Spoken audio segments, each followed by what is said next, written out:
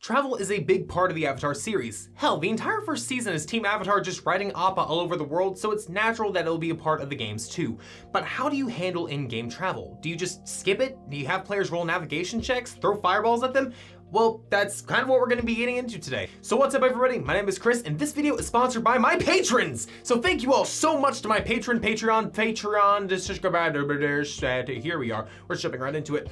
The quick start guide for Avatar Legends doesn't include anything for travel or mechanics, so we're shit out of luck there. The main book may have some info on it, but until we find out if it does or not by getting our hands on the book, there's a few ways that the GM can handle travel. First off is fast traveling. At the start of a new session, after you and your players have been traveling, you can simply tell them they've made it. As you've all traveled further north, making your way across the Earth Kingdom, you've found your way into a desert town with a huge ice sculpture in the center, with hotels, taverns, and local bounty boards surrounding it.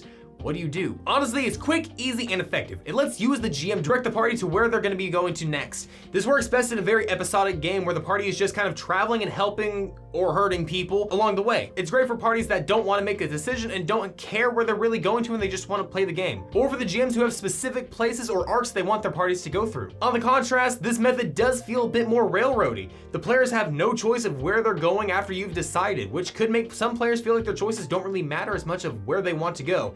If that's the case, you could try another way, which is blind navigation.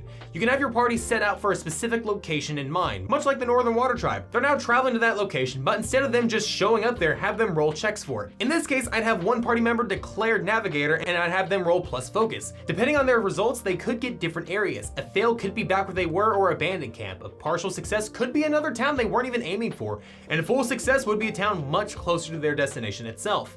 This way, the players feel like they're actively making choices that affect the game and the world building while also being a part of the gameplay. And a little tip for you GMs, you could just have one town plan. They make it to the town no matter what, and you can just have a couple different plot hooks depending on the role. Anything you don't use now can be used later, and nobody's even gonna know. Just keep that in mind. And next is one of my personal favorite ways to handle traveling, and it's amazing for the world building GMs.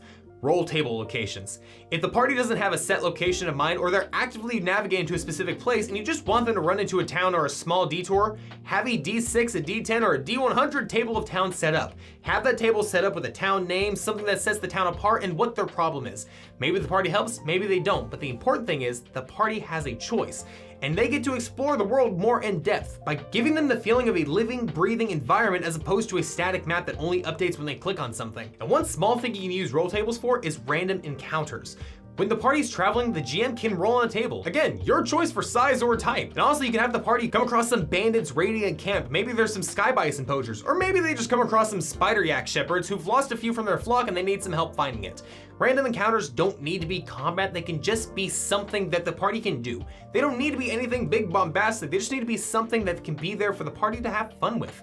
It gives them RP moments that make them really feel like they're doing something in the world, and if they don't want to, that's fine. But if they want to treat it as a little side quest, that's awesome too. There's pros and cons to any method that we've talked about today, but overall, I think these are some of the best ways that you can handle travel in the game and make it more interesting.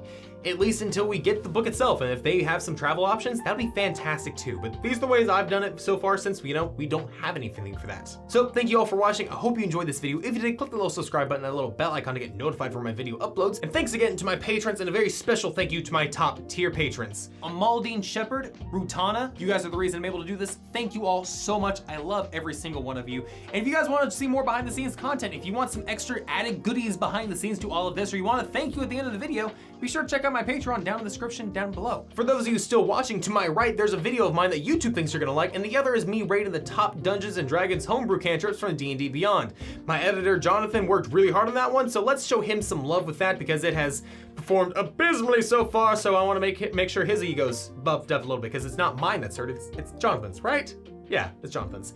So with that in mind, thank you all, I love you all, and I'll see you in the next video. Later, everyone.